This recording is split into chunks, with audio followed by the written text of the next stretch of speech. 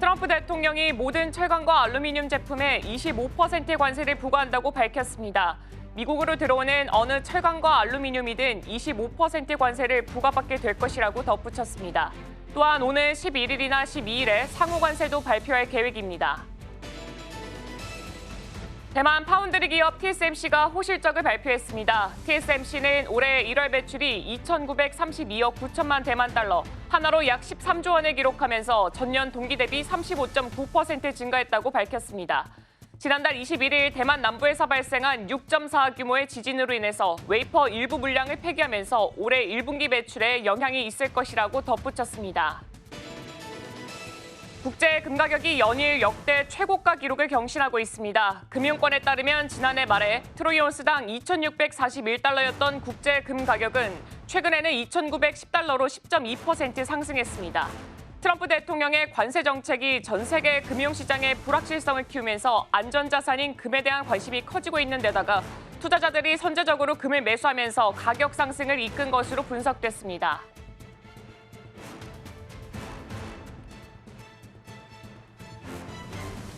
간밤 뉴욕에서 있었던 일 쉽고 빠르게 전해드리겠습니다. 안녕하세요. 글로벌 증시 와이드 진행의 오은비입니다.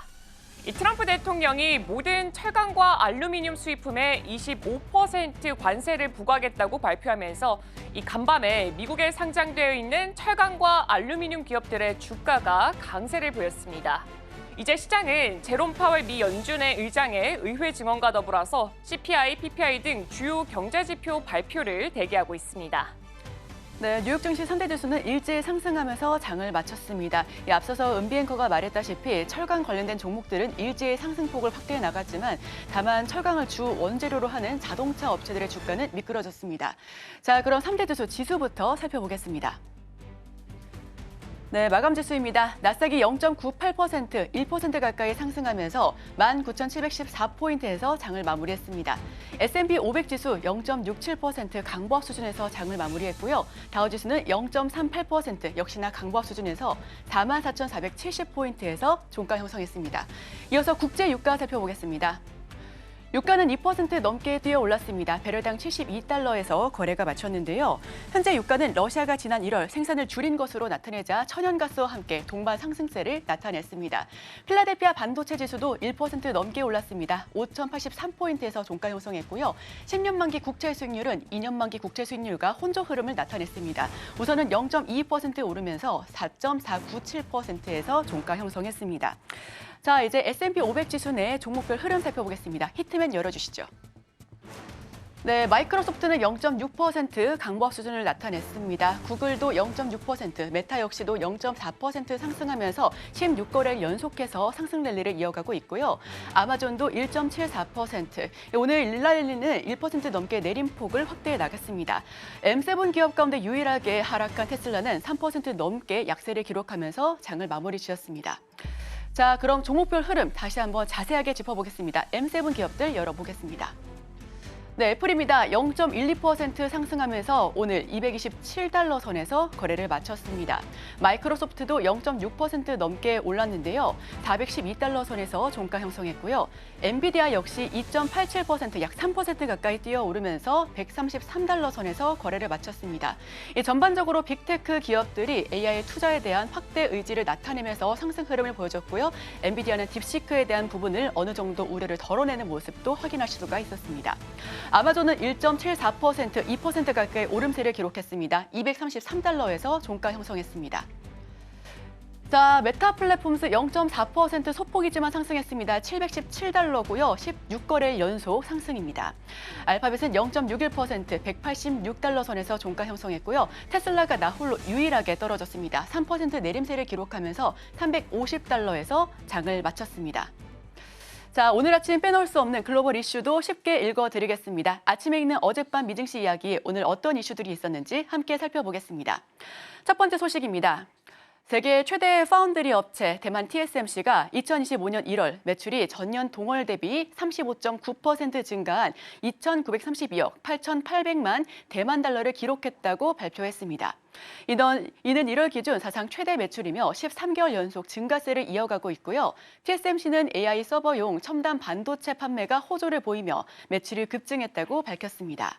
그러나 1월 21일 대만에서 발생한 규모 6.4의 강진으로 인해 일부 공장 가동이 중단됐고 웨이퍼와 원자재가 폐기되면서 1월에서 3월 분기에 약 53억 대만 달러의 손실이 예상되고 있습니다.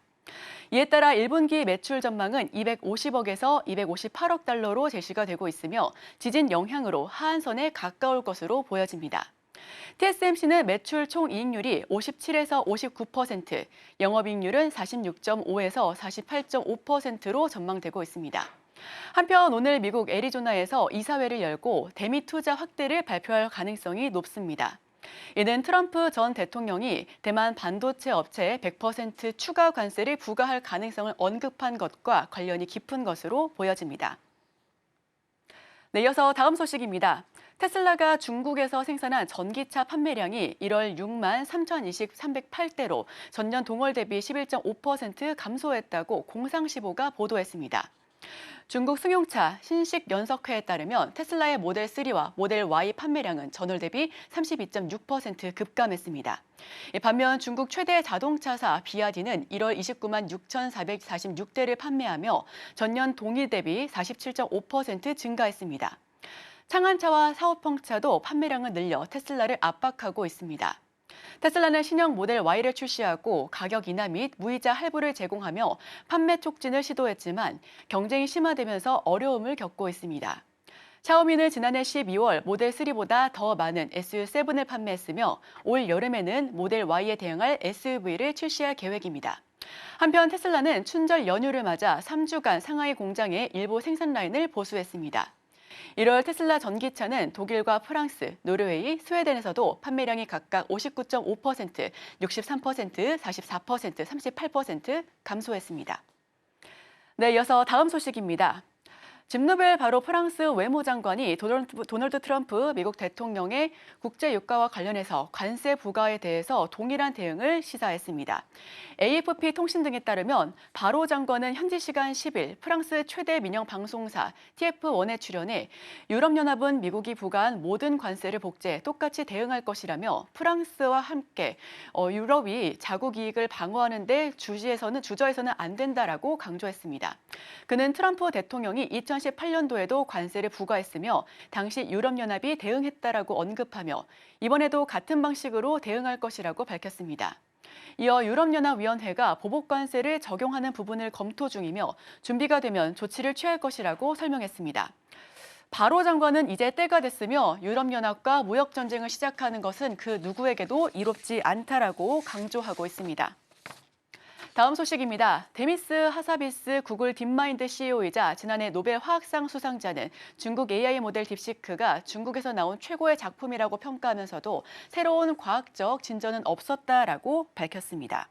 CNBC에 따르면 허사비스 CEO는 프랑스 파리 AI 액션 서밋을 앞두고 열린 구글 행사에서 딥시크 모델은 인상적이며 지정학적 차원에서 변화를 가져올 것이라고 말했습니다. 하지만 기술적으로 과대평가됐다면서 새로운 혁신 없이 기존 AI 기술을 활용할 것이라고 지적했습니다. 딥시크는 지난달 자사 AI 모델이 주요 기업들보다 저렴한 엔비디아 칩으로 학습됐다고 밝혀 주목받았으나 허사비스는 구글의 최신 AI 모델 제미니 2.0 플래시가 딥시크보다 더 효율적이라고 강조했습니다. 또한 그는 AGI 개발에 대해 약 5년 이내에 인간의 모든 인지 능력을 갖춘 시스템이 등장할 것이라며 사회가 이에 대비해 혜택을 누리면서도 위험을 줄이는 방안을 마련해야 한다고 말했습니다. 이는 오픈 AI 샘 올트먼 CEO의 AGI 관련 발언과 같은 맥락으로 해석됩니다. 마지막 소식입니다. 글로벌 행동주의 펀드 엘리엇이 인베스트먼트 매니지먼트가 영국 소규기업 BP의 지분을 인수했습니다. 지분 규모는 공개되지 않았는데 엘리엇이 주주 수익률을 높이기 위해 경영진 교체나 사업 분리를 압박할 가능성이 높다라고 평가되고 있습니다. 월스트리트 저널은 소식통을 인용해 엘리엇이 BP의 경영 성과 회복을 위해 적극적인 조치를 요구할 것이라고 보도했습니다. 약 700억 달러의 자산을 운용하는 엘리엇은 월가에서 가장 영향력 있는 헤지펀드 중 하나로 평가되고 있습니다. 한편 BP는 전통적인 석유와 가스 사업에서 벗어나 풍력과 태양광 등 저탄소 에너지로 전환했지만 주가는 여전히 경쟁사인 쉘과 엑손모빌보다 뒤처지고 있습니다. 시가총액도 쉘의 절반, 엑손모빌의 5분의 1 수준에 불과합니다. 팬데믹 당시 배당을 대폭 삭감한 이후 부채 감축과 비용 절감을 위해 구조조정을 진행하고 있습니다. 또한 BP는 이라크와 멕시코만에서 성장 조짐이 나타나고 있다고 주장하며 해상폭력사업 협력사를 영입하고 정유소 및 풍력사업 일부를 매각하는 등 비용 절감을 추진하고 있습니다. 지금까지 아침에 읽는 어젯밤 미증시 글로벌 이슈였습니다.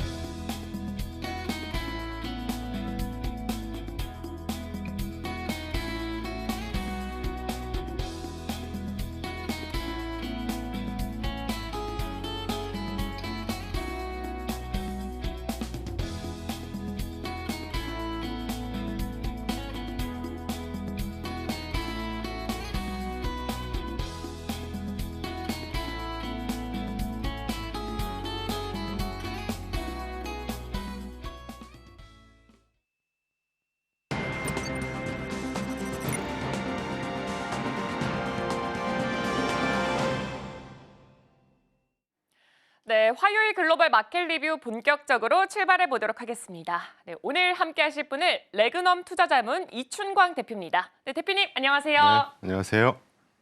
네, 그럼 오늘 헤드라인부터 바로 열어보도록 하겠습니다. 네, 오늘의 헤드라인은 트럼프 대통령의 관세 채찍, 이제는 당근에 주목해야 한다라는 겁니다. 그럼 먼저 이 간밤 뉴욕 증시 이야기부터 해보면 좋을 것 같은데요. 일단 뉴욕 증시 3대 지수는 일제히 상승하면서 마무리를 지었습니다. 특히나 어제 이 시간쯤에 전달해드렸던 이야기로는 이 철강과 알루미늄 제품에 25% 관세를 부과하겠다라고 밝히면서 이 미국 내에 상장되어 있는 철강과 알루미늄 기업들의 주가 강세까지 눈에 띄었습니다. 전반적으로 간밤에 있었던 뉴욕 증시 흐름 어떻게 보시나요? 아주 견조한 흐름이었죠. 그리고 사실은 어제 하루보다는 지난 한 주를 좀 봐야 될 것 같은데 네. 지난 한 주뿐만이 아니고 연초 이후에 지난 2년 동안 보여줬던 테크, 통신 서비스 이 두 개 업종이 M7이나 빅테크에 속해 있는 업종 아니겠습니까? 그 업종 두 개만 굉장히 탄력적으로 상승했고 나머지 업종들은 그냥 지지부진했던 이런 모습이었단 말이죠. 그런데 적어도 연초 이후 지난주에도 그랬고 오히려 테크는 거의 오르지 못한 그리고 통신 서비스를 포함한 헬스케어라든가 그동안에 지지부진했던 여러 가지 업종들이 아주 융단 폭격하듯 서서 이렇게 그러니까 이를테면 S&P 500이 2.43% 정도 올랐다고 하면 나머지 헬스케어라든가 소비자라든가 이런 등등의 그동안에 지지부진했던 업종들이 거의 6, 7%, 8%씩 오르는 아주 견조한 그리고 그 상승세가 점점 확산되는 아주 지금 띄워주시네요. 보기 좋은 이런 시장이 거듭되고 있다는 측면에서 어제도 상당히 이런 그림을 그대로 잘 보여준 거라고 보고 있습니다. 네, 어제도 이 업종별로 상승장이 어느 정도 확산되는 분위기를 잘 보여줬던 하루였다라고 평가를 해주셨습니다. 근데 그렇다면은 이제 그동안을 좀 살펴보자면은 사실 빅테크 위주로 거의 다 그쪽 업종들이 강세를 이뤄줬습니다. 근데 이제는 방금도 말씀드렸다시피 전반적인 업종으로 이렇게 상승세가 확산되는 분위기를 보여주고 있는데 그렇다면 이게 이제는 여기 이쪽 업종에서 이쪽 업종까지 전반적인 확산인지 아니면 빅테크가 워낙 그동안 뜨거웠기 때문에 빅테크가 한숨 쉬어가는 건지 어떻게 생각하고 계신가요? 방금 표현해 주신 말씀이 아주 적절한 표현인 것 같아요. 지금 보시면 S&P 500 같은 경우는 시가총액 방식이기 때문에 빅테크 마켓 캡, 그러니까 시가총액이 큰 빅테크 소위 M7들을 그대로 반영해 주는 지수입니다. 그래서 S&P 500이 2.45고 가장 끝에 오른쪽에 보시면 S&P 500 이퀄 웨이트라고 그래서 이게 이제 모든 500개 종목을 동일 비중으로 계산을 한 거예요. 그러니까 소수 종목 대 다른 종목들을 비교할 때 같이 보는 거거든요. 적어도 수치만 보면 YTD S&P 500 이퀄 웨이트이 2.85% 올랐어요. 그러니까 더 많은 상승을 보이고 있다는 것이죠. 그걸 보여주는 게 지금 빨간 점을 제가 그어놨는데 금융, 에너지, 유틸리티, 통신 서비스, 산업재, 소재, 헬스케어, 뭐 이분 부동산까지 S&P 500보다 더 탄력적인 상승을 보여주고 있지 않습니까? 근데 그렇다는 거고 방금 앵커님 소개시켜 말씀해 주신 대로 테크가 좀 쉬어가는 거냐. 글쎄 쉬어가면 다행이겠는데 제가 보는 EPS 성장률이라든가 이런 것들을 보면 적어도 M7만 보면 이분 엔비디아를 포함해서 지난 2023년 2, 4분기 이래로 이 S&P 분기별 EPS 성장률이 지금 점점 하향하고 있습니다. 안정돼 가고 있다는 표현이 조금 더 정확할 것 같은데 그런 추세. 자, 그럼 우리가 주가라는 게 뭘 반영할 거냐? 여러 가지 심리도 반영하지만 결국은 기업의 가장 중요한 펀더멘털 이익 또는 이익의 성장성을 반영한다고 보면 이 빅테크 M7들의 그동안에 2년 동안 보여줬던 아주 탄력적인 상승이 이제는 상당 부분 감속이 될 거라는 거죠. 그렇기 때문에 올해의 키워드는 저는 분배, 분산, 자산 배분 뭐 이런 것들이 굉장히 중요할 거라고 보고 있습니다. 네, 최근에는 빅테크 위주로 강세를 보여줬는데 최근에는 또 이 매기가 어느 정도는 좀 확산되는 분위기를 보여주고 있습니다. 지금의 이 M7의 흐름을 좀 더 살펴보자면은 이 M7 그냥 하락하는 게 아니라 2년 동안 올라갔던 그 높은 상승치 자체를 어느 정도 좀 안정화시키는 시기다라고 해석을 해봐도 될 것 같습니다. 그럼 이제 최근에 또 지표들이 너무 많이 발표가 됐잖아요. 지표 이야기 한번 해보도록 하겠습니다. 첫 번째로는 1월에 ISM 제조업 지수인데 일단 50.9가 나왔더라고요. 이 컨센 상회하면서 서프라이즈를 기록을 했습니다. 이 5개 주요 항목 중에 이 재고 부분을 제외를 하게 되면은 전 항목 자체가 워낙 강하게 좀 반등하는 모습을 보여주었는데 한편으로는 또 신규 주문과 생산이 늘어나게 되면서 가격도 올라서 물가 상승도 함께 이루어지지 않을까라는 걱정도 들고 있습니다. 대표님은 어떤 의견이신가요? 일단 두 가지 먼저 강조드리고 싶은 것은 이 PMI 지표라고 하는 게 우리가 데이터의 종류가 하드 데이터가 있고 소프트 데이터가 있어요. 하드 데이터라고 하는 거는 경제에 실제 흘러가는 수치를 그대로 반영해서 사실 저희 회사가 아주 중요시하는 실제 데이터들을 얘기한다면 이 대표적으로 PMI 같은 또는 지난주 금요일도 미시간 소비자 심리지수라든가 뭐 이런 것들이 발표됐었잖아요. 소비자 1년, 5년 기대지수 이런 것들이 물가지수가 확 되면서 조금 금요일 날 주가 좀 안 좋았는데 PMI를 포함해서 미시간 심리지표 이런 것들은 소프트 데이터라고 해서 이 설문 대상자들이 전화해서 특히 PMI는 전기 대비 좋아졌니 나빠졌니 똑같니 요 세 개의 답을 가지고 스코링을 해요. 그러니까 실제 경제 흐름을 제대로 보여준다고 저희는 적어도 생각을 하진 않습니다만 요번에 이 ISM 제조업하고 서비스업 지표 굉장히 흥미로웠죠. 사실은 이 제조업 PMI 지표가 이 그림에서 그 주황색 그림에서 보시듯이 지난 2년 3개월 동안 내내 수축 국면에 있었습니다. 50 미만으로 나오면 수축 국면이라고 하거든요. 근데 아주 2년 3개월 만에 이 확장 국면으로 50.9%가 딱 나오면서 제조업이 상당히 좋아지는 건가? 뭐 이런 느낌. 반면에 서비스업 PMI는 파란색 그래프인데 지난 뭐 한 2, 3년 내내 굉장히 좋았잖아요. 오히려 화랑이었습니다. 아주 불리시했었어요.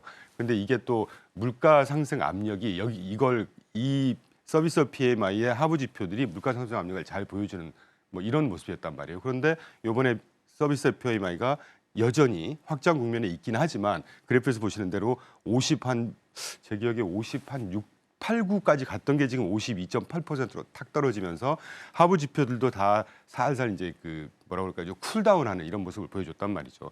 반면에 서비스업 그동안 2년 동안 물가 압력을 굉장히 밀어붙였던 분야에 저 밑에 보시면 여섯 번째 프라이시스라고 해서 물가 압력 부분 또 하락했습니다. 그러니까 이런 것들이 어떻게 보면 아주 양호한 경제 흐름을 보여주는 게 아닌가 하는 생각이 드는 것이죠. 그리고 반면에 제조업 쪽의 이 물가 압력 부분이 52.5에서 54.9% 상당히 떴지만 이 제조업 부분에서 우리가 물가로 대변할 수 있는 그 상품 가격이라고 하죠. 듀러블 굿스 가격들은 지난 2, 3년 내내 디플레이션 영역에 있었기 때문에 이 수치가 살짝 떴다고 해서 물가가 다시 뜰까 이렇게 확대 해석하는 거는 뭐 굳이 좀 과대 해석하는 거다라는 생각을 하고 있죠. 네, 수치 자체가 올라갔다라고 해서 물가가 올라갈 수 있지 않을까라는 걱정 자체는 아직까지는 좀 시기상조인 것으로 보여지고 있습니다. 네, 그리고 최근에 또 고용 지표들도 꽤나 많이 발표가 됐습니다. 1월에 미국의 비농업 일자리 같은 경우에는 전문가 예상치보다는 조금 못 미치는 결과를 거지고 나왔는데 여기서 좀 생각을 해봐야 될 게 작년 11월에서 12월 일자리 증가 수치가 이전보다 총 10만 명 늘어난 것으로 좀 수정이 됐어요. 이 부분을 감안을 하게 된다면 고용 상황은 오히려 전문가들 예상 수준보다는 훨씬 더 좋았다라고도 좀 해석을 해볼 수가 있을 것 굉장히 같습니다. 양호하게 나왔다고들 평가를 하고 있고 저 역시도 그렇게 평가를 하고 있습니다. 네, 맞아요. 그래서 그렇다면은 여기서 또 중요한 게 최근에 이 미국의 일자리 증가된 것에서 여기서 좀 주요 데이터들을 살펴봤더니 좀 저임금 쪽 그리고 비정규직 쪽으로 해서 많이 늘어났더라고요. 그렇다면 이 트럼프 행정부가 그동안 강행하고 있었던 불법 이민자 추방이라던가 이 정부 효율부에서 계속해서 강한 정책을 밀어붙이게 된다면은 이 고용 시장이 정체될 위험도 있지 않을까요? 저는 그렇게까지 비약할 상황은 아니다라고 생각을 하고 있습니다. 네. 아, 그러면 앞으로 만약에 뭐 불법 이민자가 추방이 되면서 이쪽 사실 뭐 비정규직이라던가 저임금 사실 이쪽이 좀 제조업 쪽에 많이 모여 있잖아요. 근데 이쪽이 흔들릴 수도 있다라고는 하는데 그럼에도 불구하고 흔들리지 않을 것이다라고 왜 얘기를 그러냐 해주시면서, 하면 네. 1990년 이후에 매년 평균 적법하게 이민자가 지금 평균 매년 100만 명 정도씩 들어오고 있어요. 지금 트럼프가 문제를 삼고 있는 부분은 전체 이민자를 다 쫓아내고 못 들어오게 하겠다라는 게 아니라 불법 이민자를 못 들어오고 또 네. 디포트 시키겠다는 겁니다. 근데 불법 이민자 수가 최근 한 몇 년 동안 연평균 한 3에서 한 40만 명, 많을 때는 50만 명씩 들어왔다고 해요. 그런데 만약에 연평균으로 적법하게 들어오는 이민자가 100만 명이 그대로 유지가 된다고 하고 그리고 이 불법 이민자를 없앤다. 그러면 네트로 한 60만 명 정도가 남는 거잖아요. 네. 그렇게 되면 그렇다고 해서 그게 그 미국 전체 일자리 수가 지금 미국 인구가 3억 4천만 명, 일자리 수가 1억 7천만 개입니다. 1억 7천만 개 중에 요 1억 7천만 개에서 이제 지금 언급을 안 해주셨지만 지난주 금요일 날 발표된 고용시장 보고서, 네. 고용 보고서를 보면 일자리 수는 아까 소개시켜준 대로 그랬고 금요일 날 시장이 조금 안 좋았던 게 이제 미시간대 그 1전 5년 인플레이션 그것도 안 좋았지만 고용 보고서에서 보니까 에버리지 아울리 어닝스라고 그래서 시간당 평균 노동 임금이 전전달 0.4에서 전달 0.3으로 떨어지더니 이번 달에 0.5로 다시 살짝 떴단 말이죠. 요거만 갖고 이제 물가 압력이 심해지는 거 아닐까라고 생각을 하지만 네. 제가 지금 장황하게 설명드린 이유가 그 불법 이민자 쫓아내면 노동 공급이 줄어들지 않겠냐 이거잖아요. 그런데 반면에 이 에버리지 아울리 어닝스하고 동시에 발표된 그 주간 워크위크라고 해서 주간 그 노동 시간이 오히려 0.1시간 하락을 했어요. 네. 동시에 그 노동 참여율이라고 해서 레이버 포스 파티시페이션 레이쇼라고 해서 그게 62.5에서 62.6으로 오히려 증가를 했습니다. 이게 앵커님 그 0.1% 포인트 차이지만 전체 일자리 수가 1억 7천만 개라고 그랬잖아요. 아, 거기에 0.1%면 몇백만 명입니다. 네. 불법 이민자를 쫓아냈는데 노동 참여는 또 증가했어요. 이걸 어떻게 설명할 겁니까? 그만큼 시장 규모가 크기 때문에 그 정도 몇십만 명 정도, 몇십만 명도 아닙니다. 지금 쫓김을 당한 이민자 수가 뭐 이를테면 한 1, 20만 명이라고 하면 1, 20만 명 정도가 소화를 해내지 못하는 시장 규모일까? 저는 그렇게 생각하고 있지 않다는 것이고 말씀 나온 김에 추가로 하나만 더 설명드리면 지난 몇 년 동안 지난 3년 전이죠.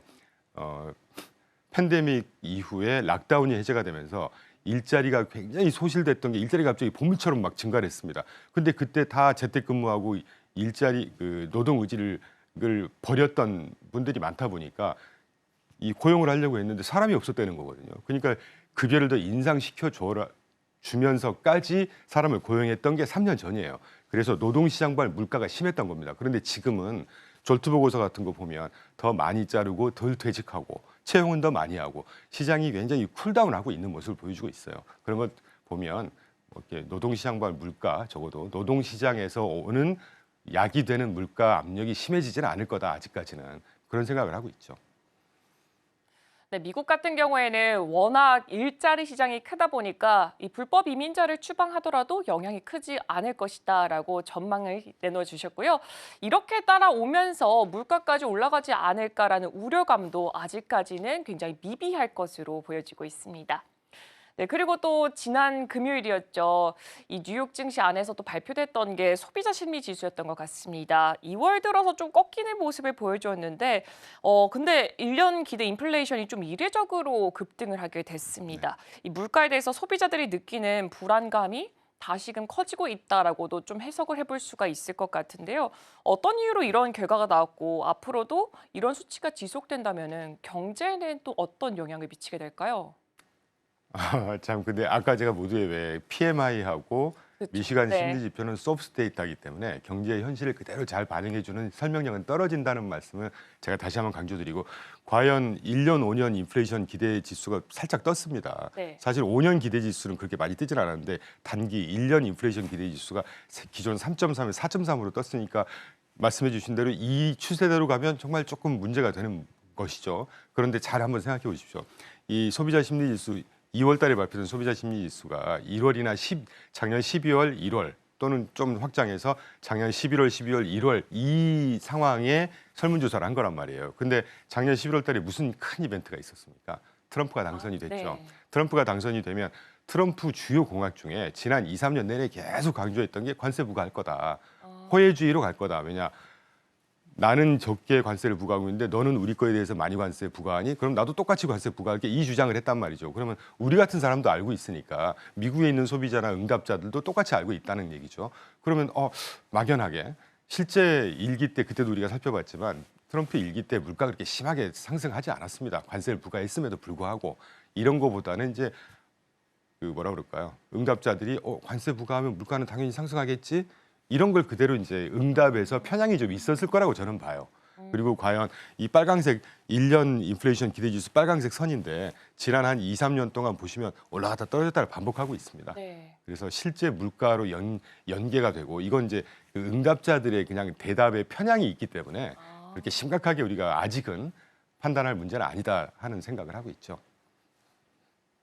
네, 소비자 심리 지수 같은 경우에는 이 데이터를 모을 때 전화로 모은다고 합니다. 그렇다 보니까 아무래도 좀 편향된 결과가 나올 수도 있기도 하고 잘못된 수치가 좀 반영될 수도 있기 때문에 이 부분에 있어서는 좀 크게 걱정하지 않아도 될 것으로 보여지고 있습니다. 그럼 이제 또 시장의 가장 큰 키포인트 한번 짚어보도록 하겠습니다. 관세가 아닐까 싶습니다.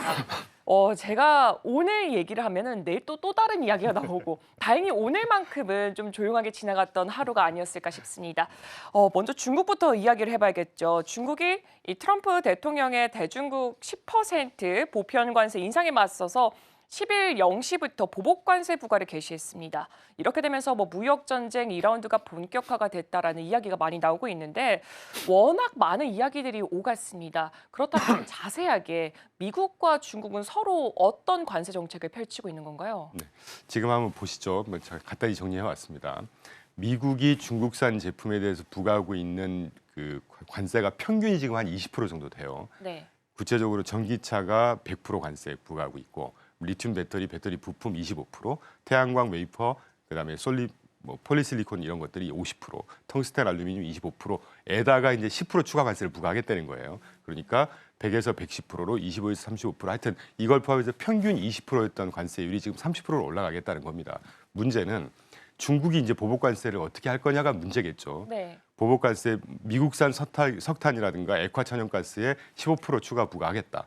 원유 농기계에 대배기량 자동차 그러니까 픽업 트럭이나 이런 것들이에 대해서 10% 추가 관세를 부과하겠다. 그리고 이제 비관세 조치 중에는 WTO에 제소를 한다든가 반독점법 위반 조사를 의뢰한다든가 이런 것들에 이제 발표를 했어요. 근데 잘 한번 보세요. 우리가 의외지만 미국에서 수출하는 제품 중에 중국으로 들어가는 네. 가장 규모가 큰 분야가 이런 제조업이라든가 공산품이 아니에요. 농산물입니다. 중국에서 생산하지 못하는 가장 큰 게 예를 들면 옥수수 같은 경우. 옛날에 왜 그 냉전 시대 때 러시아에다가 엄청 많이 냉전을 하면서 수출했던 게 밀이었단 말이죠. 비슷해요. 그런데 지금 보세요. 여기가 농산물에 대해서 보복 관세 부과한단 말이 있나요? 없죠. 네. 그리고 지금 AI 시대 또는 4차 산업혁명 시대 가장 중요한 원자재가 뭡니까? 히토류죠. 히토류 많이 수입을 하고 있습니다. 미국이 중국으로부터. 그 말이 있나요? 없네요. 네. 그러면 이거 직관적으로 판단해 보자는 거죠. 우리가 이 국제 무역이라는 것도 국제 정치 중에 하나입니다. 제가 대학원 때 배웠던 정치 갑자기 기억이 나는데 국제 정치의 원리라는 거는 힘의 원리예요. 힘의 원리라고 하는 게 뭐냐? 경제력과 군사력을 가지고 비등한 싸움을 하느냐, 아주 기울어진 싸움을 하느냐거든요. 우리가 복귀해 보면 지난주에도 멕시코, 캐나다에다가 관세 부과한다고 하니까 뭐 우리도 보복 관세 할 거야 했는데 하루 만에 딱 잠잠해졌죠. 트럼프가 원하는 그 국경 봉쇄를 통해서 마약 들어오는 거 막아줘. 그거 어려운 일 아니거든요. 네. 결국 하겠다고 해서 지금 딱 유예됐지 않습니까? 이게 계속 실제 조치가 되면 아마 없는 걸로 할 겁니다. 저는 중국은 물론 얘기가 달라요. 캐나다나 멕시코가 미국에 차지하는 어떤 영향력이 굉장히 작다면 이 중국은 좀 게임이 다르죠. 이 중국과 미국의 무역 전쟁이 캐나다와 멕시코하고 바로 하루 만에 해결될 만큼 그렇게 간단한 문제는 아니라고 보지만 일단 중국이 보복 관세하는 것 중에 가장 중요한 농산물이라든가 아까 말씀드렸던 히토류 얘기는 없지 않습니까? 네. 그러니까 중국이 살짝 좀 저자세 모르겠습니다. 또 중국이 그걸 뺀 이유가 추가적으로 이것까지 이제 더 무기화를 하려고 아직 아껴둔 건지는 모르겠지만 지금 이 문제는 이 보복 관세, 추가 관세 하겠다는 거에 대해서 처음부터 이렇게 막 센 모습을 안 보여주고 있잖아요. 저는 그런 식으로 해석을 하고 있습니다. 그래서 결국은 큰 방향에서 보면 어떤 식으로든 모르겠습니다. 트럼프가 중국으로부터 원하는 게 정말 뭔지는 아직은 모르겠어요. 실제 그분의 입으로 나온 아직 그 발표가 없기 때문에 그렇다고 하더라도 중국과 미국의 무역 갈등 이것도 적정한 선에서 합의가 되지 않을까 하는 생각을 하고 있습니다.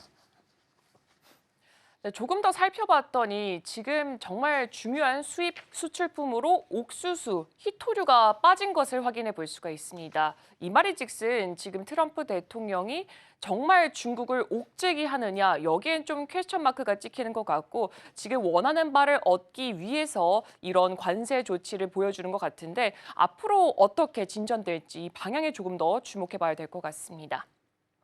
또 2월 10일에도 이 관세에 대한 이야기가 나왔죠. 모든 철강과 알루미늄 제품에 25% 관세를 부과하겠다라고 했습니다. 근데 좀 찾아봤더니 2018년에도 철강과 알루미늄에 대해서 관세를 부과를 했었는데 2018년 당시에도 보복 대응 여파는 크지가 않았다라는 분석이 나오더라고요. 이번에도 유사한 수준의 보복 대응 예상해봐도 괜찮을까요? 저는 적어도 현재까지는 그렇게 다소 낙관적이라기보다는 그렇게 막 최악의 상황으로 치달을 것 같지는 않아요. 그리고 우리가 좀 큰 그림을 심플하게 보자는 거죠. 우리한테 가장 중요한 인사가 지금 트럼프 네. 그리고 패드를 이끌고 있는 제롬 파월 아니겠습니까? 제롬 파월 얘기는 뭐 나중에 하더라도 트럼프라는 분이 관세를 막 부과를 하고 해서 오히려 미국에 저 같은 경우는 이제 미국에 투자라는 입장이기 때문에 미국의 경제가 어떻게 될 건지를 주안점을 주거든요. 이 관세 부과 때해서 또 보복 관세 맞고 이게 이제 최악의 상황으로 치달아서 미국 경제가 훼손이 되거나 미국 경제가 뭐 나락으로 가거나 이렇게까지 할 리는 저는 없을 것 같아요. 왜냐하면 이 트럼프가 1기 때도 마찬가지였고 지금 1기 때와 2기 때 똑같은 목소리로 똑같은 정책, 똑같은 방향으로 계속 진행을 하고 있거든요. 그 방향이 어떤 거냐? 미국의 제조업을 다시 부흥하겠다 또는 미국 경제를 살찌우겠다는 거니까 뭐 그런 방향에서 워스트 케이스까지 끌고 가지는 않을 거다라는 생각을 하고 있죠. 네, 트럼프 대통령의 정책 기조 자체가 미국을 더욱더 강하게 나기 때문에 이 경제 영향을 끼칠 정도로 강한 이 보복 관세 혹은 관세 조치는 없을 것으로도 보여지고 있습니다. 그럼 이제 마지막으로 이 국채금리 질문을 한번 해보도록 하겠습니다. 최근에 스콧 베센트 재무부 장관 인터뷰를 봤더니 지금 뭐 페드 금리 결정에 트럼프 대통령은 개입하지 않는다라고 했고 여기에 덧붙여서 했던 말이 트럼프 대통령과 나는 이 10년물 국채금리에 집중을 하고 있다라고 발표를 했습니다. 그러면서 베센트 재무장관 같은 경우에는 10년물 금리를 낮추고 싶다라고 했는데 또 강달러를 선호한다라고 하더라고요. 사실 이게 보면은 좀 모순된 명제가 아닐까 싶습니다. 이 부분은 또 어떤 의미로 해석해봐야 될까요? 모순된 부분은 그다가 없는 것 같고 네. 연초 그러니까 작년 11월 5일 트럼프 당선 이후 어제까지 나온 여러 가지 뉴스나 이슈 중에 방금 소개해드린 제가 준비해온 차트를 요겁니다. 이 스캇 베센트의 지난주 인터뷰가 저는 가장 중요한 뉴스라고 봐요. 일단 한번 정리를 해보죠. 정리 아까 간단히 해주셨지만 제일 중요한 게 10년물 국채 금리를 잡는 데 집중하겠다. 사실은 우리가 FMC 정책 금리도 중요하고 뭐 중요합니다. 그런데 국채금리라고 하는 게 이제 그 기간물별로 3년, 5년, 10년, 30년을 주로 보잖아요. 단기금리는 정책금리에 연동을 해요. 사실 근데 3년, 5년 금리는 그렇게 중요하지 않습니다.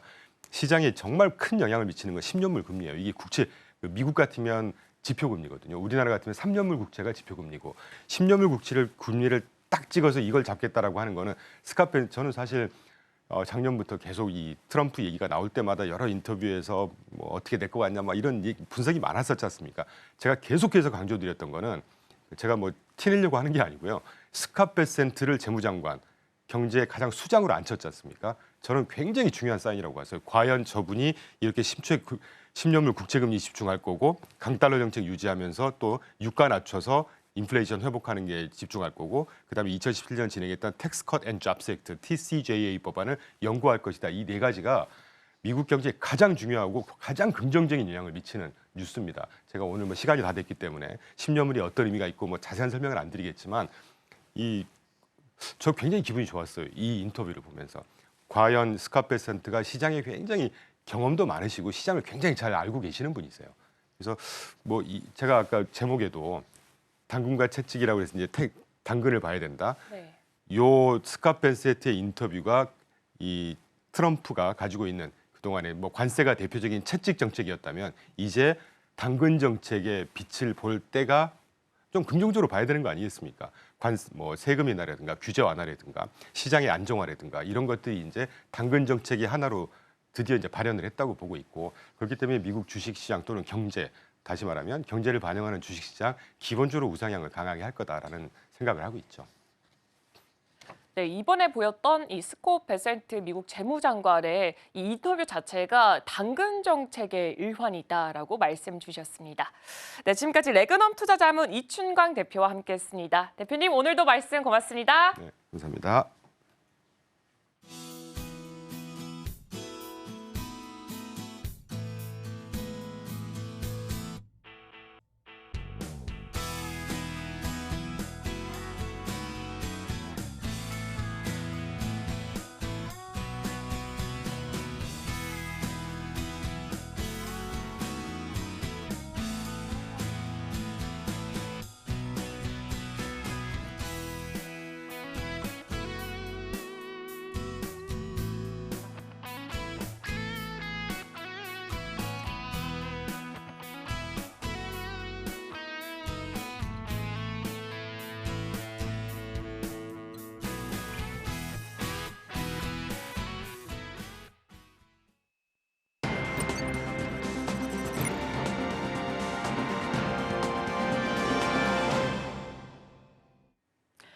오늘 아침 빼놓을 수 없는 코인 소식 전달 드립니다. 함께 계속해서 이야기를 나눠보겠습니다.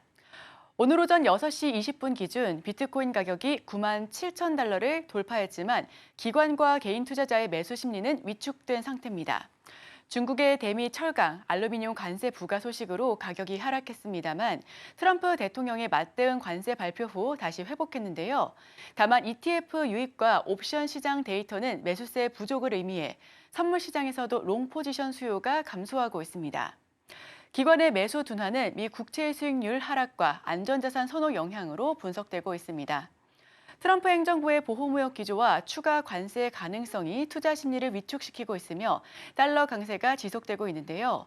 비트코인은 단기적으로 9만 8천 달러를 돌파하지 못하고 조정 중이지만 정부의 암호화폐 자산 포용 움직임이 강화되면서 상승 가능성이 여전히 존재하다는 평가입니다. 두 번째 소식입니다. 국내 암호화폐 거래소 예치금이 1년 새 104.32% 증가해 10조 6,561억 원을 돌파했습니다. 금리 인하로 예적금에서 이탈한 자금이 암호화폐 시장으로 유입되면서 머니 무브가 가속화된 것으로 분석되고 있는데요. 업비트 예치금은 91.9% 증가한 7조 7천억 원, 빗썸은 154.8% 급증해 2조 5천억 원을 넘어섰습니다.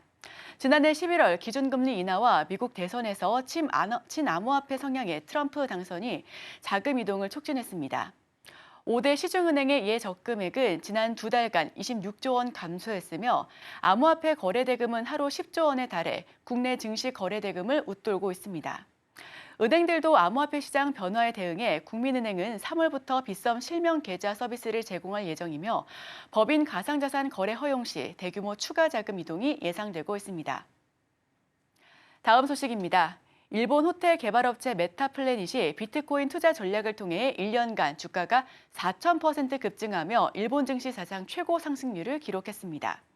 이는 미국의 스트래티지 비트코인 매집 전략을 따른 결과인데요. 사이먼 게로비치 CEO는 마이클 세일슬러의 전략을 참고해 2024년도 초부터 비트코인 중심 사업으로 전환했다라고 밝혔습니다. 트럼프 대통령의 친비트코인 정책 기대감이 일본 시장에서 비트코인 수요를 증가시킨 것도 주가 상승 요인으로 작용되고 있습니다.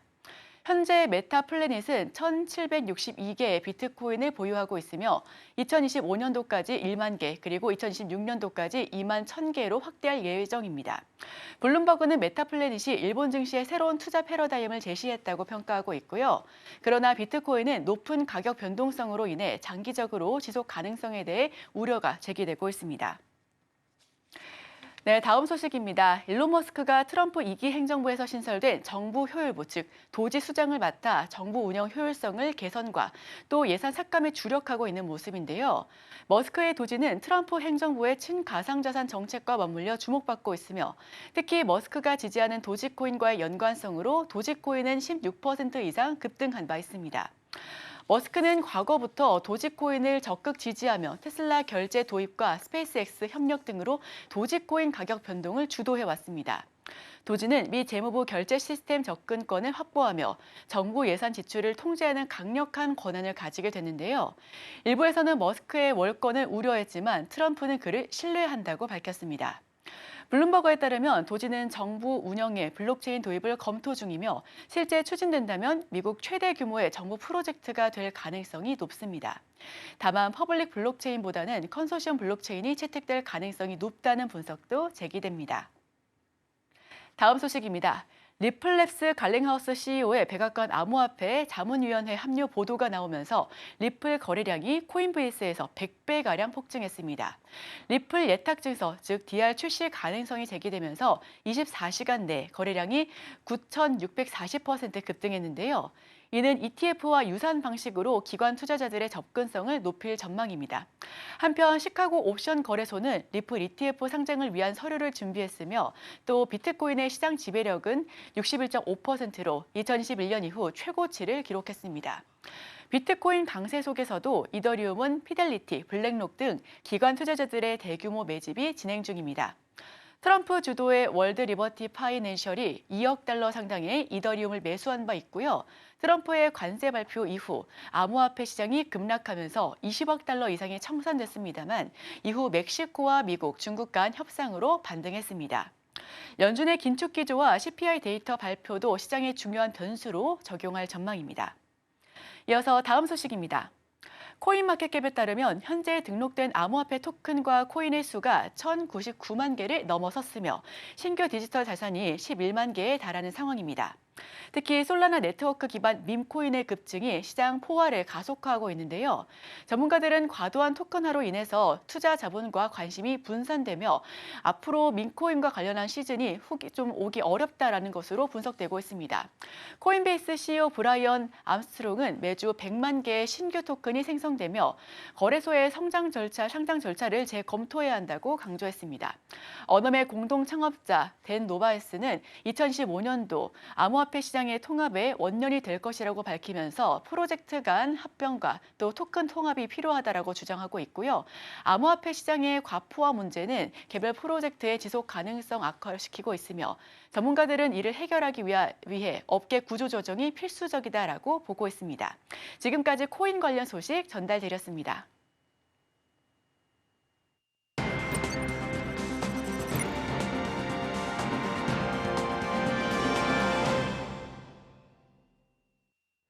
네, 투자하기 전에 살펴보면 좋을 리포트 준비했습니다. 오늘 제가 준비할 리포트는 필립 모리스입니다. 네, 가장 먼저 주가부터 살펴보도록 하겠습니다. 일단 최근에 실적 발표 이후에 주가가 굉장히 큰 폭의 오름세를 보여주었고요. 간밤 뉴욕 증시 안에서도 1.54% 올라가면서 마무리를 지었습니다. 그리고 방금 전 들어왔던 속보부터 바로 전달해 드리도록 하겠습니다. 트럼프 대통령이 철강과 알루미늄 제품에 25% 관세 부과 행정명령에 서명을 했다라는 소식이 들어왔습니다. 자세한 소식은 이후 추가적인 소식으로 알려드리도록 하겠습니다. 이어서 말씀드리겠습니다. 이 필립 모리스 전반적으로 과연 어떤 회사인가부터 말씀드리도록 하겠습니다. 이 세계적인 담배와 니코틴 제품을 제조하고 있는 업체고요. 일단 설립 같은 경우에는 2008년 알트리아로부터 독립이 됐습니다. 지금은 스위스 로잔에 본사가 위치되어 있습니다. 주요 사업 같은 경우에는 말보로라는 담배처럼 전통 담배 그리고 아이코스처럼 비연소 제품을 생산하고 있습니다. 주요 제품으로는 말보로, L&M 그리고 아이코스를 들 수 있을 것 같고요. 시장 지위를 살펴봤을 때 이 180개국 이상에서 사업을 운영하면서 이 글로벌 담배 시장 점유율 최상위권을 자리하고 있습니다. 미국과 중국을 제외했을 때 담배 시장 점유율 같은 경우에는 약 29% 정도 보유하고 있습니다.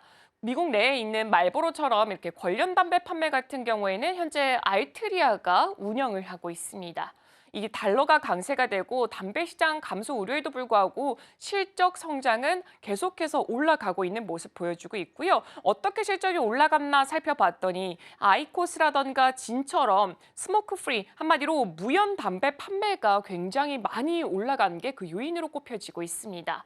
무연 담배 성장세로 전사 판매량과 매출이 꾸준하게 증가하고 있습니다.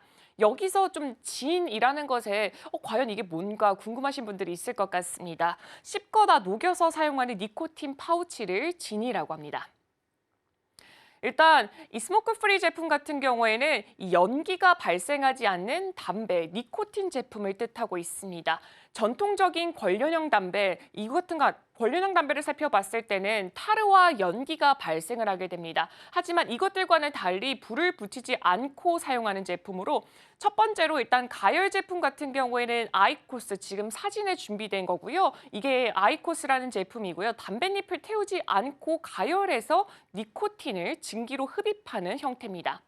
그리고 두 번째로는 진을 예로 들 수가 있고요. 방금 전에 말씀드렸다시피 입술 안쪽에 넣어서 흡수시키는 제품이고 그다음에 세 번째로는 액상 전자담배, 비브를 예로 들 수 있을 것 같습니다. 기존에 나왔던 이 전통적 담배 사업과 굉장히 다른 형태를 가지고 있기 때문에 일단 흡연을 하는 사람들 입장에서는 조금 더 부담이 덜한 것으로도 평가가 되고 있습니다. 4분기 실적을 살펴보겠습니다. 매출과 EPS 모두 시장 기대치를 훨씬 더 상회를 했습니다. 2025년 올해 EPS 가이던스 같은 경우에는 7.04에서 7.17달러를 제시하게 되는데 일단 시장 컨센 자체가 7.03달러였기 때문에 이 시장의 가이던스 예상보다 훨씬 더 높게 발표가 됐습니다. 첫 번째로는 관련 담배 판가 인상이 지속이 되고 있기 때문에 아무래도 돈이 올라가서 매출이 성장이 될 것이다라는 것에 또 하나 기인해 볼 수가 있을 것 같고요. 두 번째로는 이 가열 담배, 아이코스를 예로 들 수가 있겠죠. 이 스틱 판매량이 성장률 같은 경우에는 10% 정도 넘어갈 것이다라고 예상이 되고 있습니다. 그리고 세 번째로는 니코틴 파우치 진 같은 경우에는 미국 판매량 성장률이 34에서 41% 꽤나 크게 성장할 것이다라고 전망치가 나왔습니다. 진 같은 경우에는 현지 시장 같은 경우에 현재 재고가 부족해서 공급 자체가 좀 빠듯하게 보여지고 있습니다. 1월 16일에 미국의 FDA 승인이 났고요. 이렇게 되면서 다른 담배보다 덜 해로운 제품이다라는 인식이 강해졌습니다. 그렇다 보니까 이 부분에 있어서 마케팅이 가능해졌습니다. 또 이렇게 FDA 승인이 나오면서 향후 성장세에 더욱더 탄력이 받을 전망으로 보여지고 있습니다. 2월 6일 날 실적을 발표했는데 이 실적 발표 이후에 주가가 약 11%나 상승하면서 마감을 또 지었습니다. 아이코스와 진 중심으로 4년 연속 판매량이 성장이 되고 있습니다. 연기가 없는 담배 제품, 이쪽에서 좀 판매량이 크게 증가를 했고요. 건강 부담이 기존의 이 전통적 담배보다 훨씬 더 적게 자리하고 있기 때문에 이 제품 선호 확대가 되면서 고성장세 계속해서 유지가 되고 있습니다. 경쟁사들이 가격 인상으로 판매 감소를 방해하는 것과는 조금 더 차별화된 전략을 보여주고 있기 때문에 앞으로도 성장 계속해서 좋은 결과 가져올 것이다라고 증권가에서는 예측을 하고 있습니다. 네, 이렇게 오늘 제가 준비할 리포트는 여기까지입니다. 투자하실 때 참고해 보시면 좋을 것 같습니다.